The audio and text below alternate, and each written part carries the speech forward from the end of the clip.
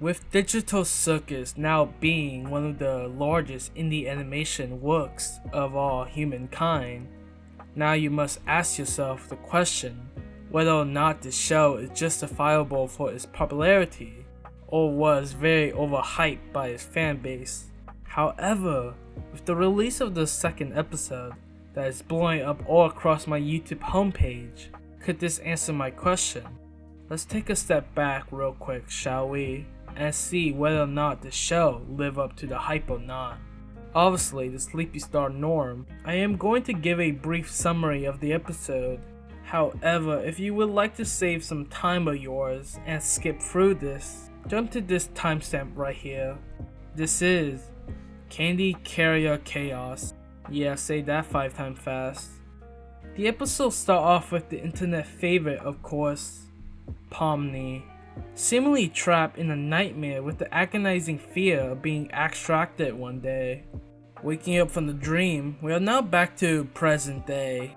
As the group all gather together and prepare themselves for the next adventure, Kane casually just name dropped the episode if he was Deadpool, and tells the gang that their main objective of the day is to simply rescue the sweet candy syrup from 3 harmless gummy alligators or crocodiles.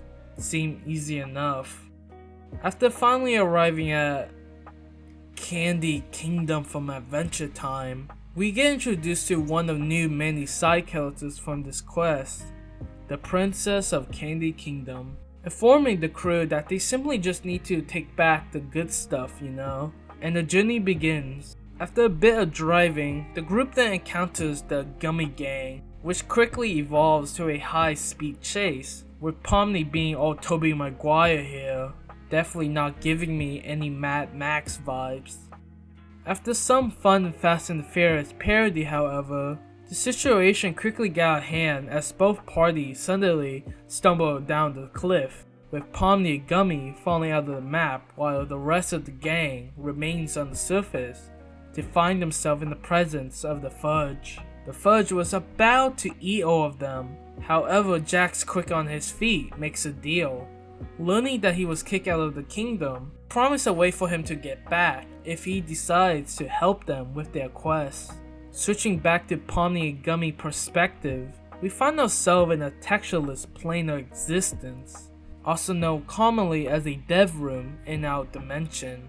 With nowhere to go, however, Gummy wanders off but ultimately goes through a mental breakdown of some sort after witnessing the lifeless corpse of each of the NPC of the game, coming to the realization they are just part of a code.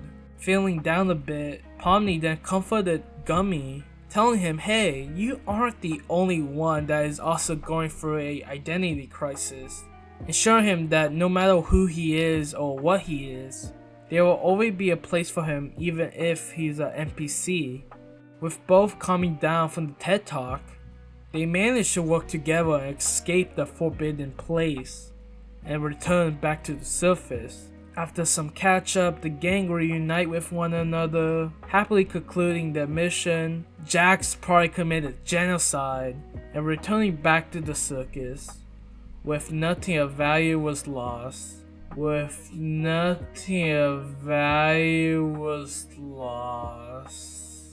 last funeral service for a clown, and that's the end of the episode, folks. So, what did I thought of this episode? Honestly, I thought it was a fine enough watch for the casual viewer. It had some humor here or there, some funny interaction with the main cast, a decent score throughout, and overall just a fun episode. Nothing too special in my opinion. I had a decent time watching the pilot, so I have some positive hope for the episode. The animation was fairly done as usual. The cast once again did a wonderful job on their performances for their respectable character. Lizzie Freeman nails her role as Pomni, especially the scene where she just go full out crazy. However, the highlight voice of this episode for me was Jack Hawkins as Gummy Goo. I really like his voice, and I'm finally glad that we went beyond the circus grounds Anyways, onto the characters of course. Pomni was actually pretty well done in this episode. She had that charming paranoid nature of hers and got some entertaining moments here or there. I especially like her interaction with Gummy in particular during the dev room maze scene. This is definitely a highlight of the episode and I absolutely adore it. Even though this scene is part of one issue that I will talk about later, it was a pretty good grounded scene all things considered. Even though the show likes to go towards a more chaotic route most of the time, I would honestly love to see more of these face-to-face interaction, just like when Ragdoll talked to Pomni in the original pilot. However, in this case, it was very wholesome to see Pomni, a character that was freaking out about everything in the pilot and ran away from Ragdoll, finally came to her senses, talked to Gummy Goo, and managed to prove to me once again why I like her character. Another positive I can say about this scene is also the general horror of being trapped inside a video game existence. We already know that the concept has been in full play with the idea of extraction. However, when Gummy Goo figured out he was an NPC all along, it brought some good moments from the episode. Another character that also surprised me in the episode, which I already mentioned, was Gummy Goo. Easily the character that boosted the episode for me. What's your name, by the way? Gummy Goo. Despite being potentially only appearing this episode maybe, I still really like his personality.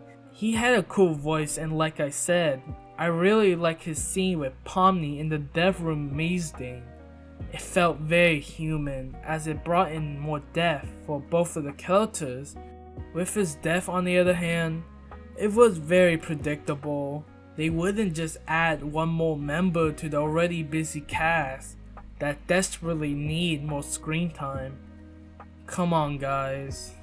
Going down the list, we now have Jax and Ragdoll, two characters that made a great debut in the pilot and still were both decent once again, with Ragdoll still being the typical cheerful one among the group, while on the other hand, Jax being the polar opposite of Ragdoll, having his typical grumpy personality. He may still sometimes steal the scene with his over-the-top personality, however I don't really mind that at all things aside. Continuing on, Kinga as always had the best humor throughout the episode and easily got the most chuckles. Hey Kinger, is that rope attached to anything? I don't know. Let me check. His overall personality is probably one of the most entertaining I have seen, and definitely would love to see more of his character. However, one small issue. His character barely did anything in this episode besides humor. Speaking of barely doing anything, alternately we now got Gangle. Gangle once again was just there, only having a few dialogue with the crew. However, this time around, despite being a very unutilized character in the original pilot, and being overshadowed by Jax every second, I would argue at least got a much better treatment in this episode, because of one reason, in which being how they managed to balance each of the characters' screen time in this episode compared to the pilot. I will get to you in a minute.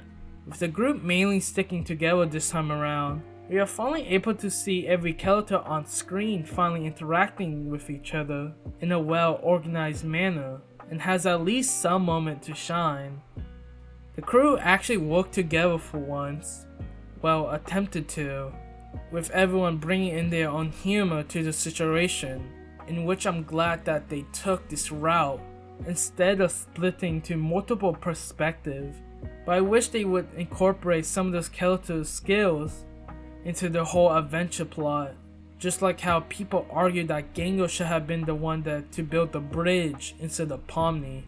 Anyways, Kane was decent once again, he got some smirks out of me.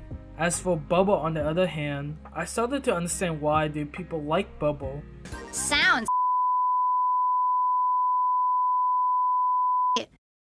Bubble, you can't say that. Max and Chad was a fun inclusion. The Fudge was whatever. seemed like another copy of the Gloink Queen from the last one. And does anyone care for the Candy Princess? And finally Zubo. Do I really need to say anything?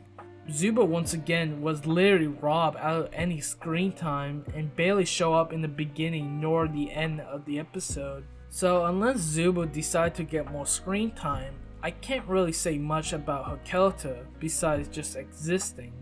Now, there's obviously some issue I had with this episode because nothing in life can be perfect. But most of the time these issues didn't really flat out ruin my experience watching the episode. One issue I believe that we can all agree on is the weird pacing in this episode. It felt like a roller coaster honestly, with some part of the episode felt fast paced while others were slower than usual. One example of this being the Pomni and Gumming section. Even though I really liked the scene a lot, I must admit that the scene took up so much of the runtime that the episode felt kind of rushed quickly at the end, so we can have a happy conclusion with the characters. In particular, one scene that also got dramatically impacted by the weird pacing is the strange structure of Kaufmo's funeral scene. On one hand of the spectrum, it was interesting enough to see the cast talk about another character that had like no screen time in the last episode, which brought in more grounded moments to the already chaotic show. But the weird part is that all of the dialogue that talk about Kaufmo and their experiences with him is covered up by music, so we don't actually get to hear what the characters are saying, leaving us with no impactful understanding.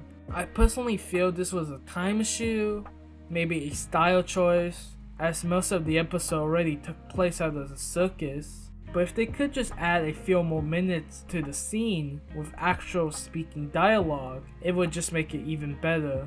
Weird choice, but whatever. Another thing I believe that could be improved on the episode was the whole subplot of the fudge. The fudge was basically in some sense the Gloink Queen with a new coat of paint, or chocolate in this matter.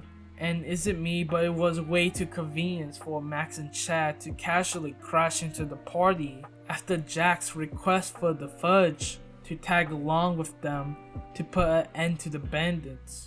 I'm not saying I could have written the scene better myself, but I would like to see a part where the main crew and the fudge can actually work together on a quick side mission, capturing the bandits, in which the crew can utilize the size and destructive capabilities of the fudge into scaring the bandits to give up the syrup. Instead of, oh, would you look at that, the bandits are already here, mission complete. I would feel it would not only give some purpose for the fudge, but also a better engaging plot. And for my last issue, it's more like a nitpick, but also I really thought the whole Candy Cane Kingdom was kind of generic and bland. It was just a boring wasteland and could have been utilized more. Nevertheless though, all is forgiven because one location the episode got right is the quiet emptiness of the dev room. Really gave me flashback to the office hallway scene from the pilot. This actually utilized the horror of liminal space pretty well to the show ideal theme, with barely any music present to add on to this moment. Despite these minor issues, I still had a decent time with the episode. Not something that blows my mind, but acceptable enough where I don't feel bored. Even though Murder Drones will still remain as my #1 web series of all time, Digital Circus still tries to be unique for what it is, and I am all eyes and ears for it. And just a new reason for me to travel to Japan. Thanks a lot, Glitch. I can't wait for what this series will bring for us in the next installment. But for now, I am going to drink some water. I haven't done that in a while, right? See you guys all in the stars.